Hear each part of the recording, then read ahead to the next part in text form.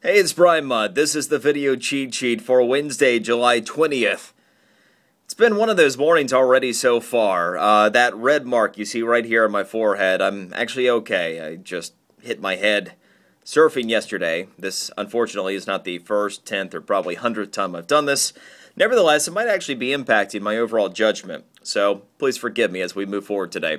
All right, so the situation with Apple. I was having this conversation actually in the afternoon with my dad yesterday. We were talking about what's really going on in this economy, how there are isolated companies that are having success, but overall, it's still really tough, especially throughout South Florida.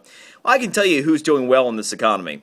Apple, and anybody who does business with Apple. Unbelievable blowout earnings again yesterday. But what's so spectacular is you have these established products like the iPhone. The sales year over year for the iPhone up greater than 150% yet again. And this is the end of the iPhone 4 cycle here. We're getting ready for the release of the iPhone 5, and they're still breaking sales records. Similar situation with the iPad 2. They are still selling every single iPad 2 they can roll off an assembly line. It's accounted for the moment that they are done making the thing. Sales growth for the iPad 2 up 140+% over the sales of the iPad same quarter last year. Even the Mac and the iPod sales are still up pretty big there too. Those were a little bit disappointing, but Mac sales still up 25% year over year. And the iPod, I mean, who would even buy one of those anymore? You don't need it with any of the with any iPhones or iPads.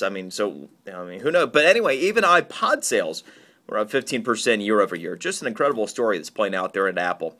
All right, so this is long overdue. The United States Postal Service. I love what they do. I admire the fact you can put a stamp on any envelope with an address, send it anywhere in the world, and it gets there. It's a great service, right? But they have run it like the government rather than like a business for some time now. As they continue to lose billions upon billions of dollars, they're coming up on possible default lines in September. And that's when they pretty much run out of money, and they have to rework the way they're doing business. It looks like the first major change that we see as customers of the USPS will be the end of Saturday mail delivery. This should have happened some time ago because it just isn't worth it. What's more interesting, though, from the Postmaster General's commentary that in coming years, it looks like they might have to cut back to 3 days per week.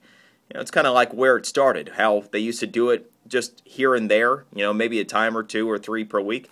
What's old is new again with the USPS, it would appear. The complete story on the cheat sheet here. Just click the link below. Voicemail hacking. This is becoming a bigger problem. If you do not use a PIN for your voicemail, you need to. More and more people are becoming victims of voicemail hacking, and Verizon is the only major carrier that actually mandates that you have a PIN number. All the others won't require that of you. Even if it doesn't ask you for one, make sure you get one. That's on the rise. Hackers are looking for any quick way to make a buck. Also, the new Roku 2 box is coming out later this week.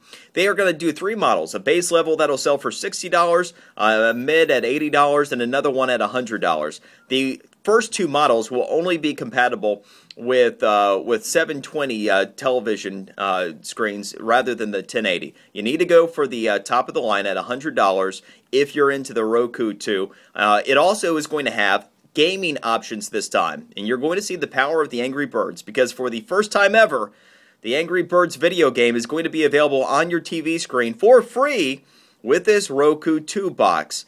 They will have a $30 optional gaming remote that'll work kind of like the Nunchuck. It's motion sensor activated. So Roku offering up a pretty good product here. But again, you got to go for the top of the line if you're going to do this new box. Credit card problems on the road. More credit card companies are stopping payments in progress if they don't recognize them. This actually happened to me where I got contacted by a couple credit card companies while we were on vacation a couple weeks ago. Be proactive. Get in touch with your credit card companies ahead of time and tell them you're going on vacation so that they don't shut you down while you're on the road and then you don't have access to money. And the best bargains of 2011, all product categories. I've got a huge list of them right here below on the cheat sheet today. If you're watching this on YouTube, go to WJNO.com, click on my page. See you tomorrow.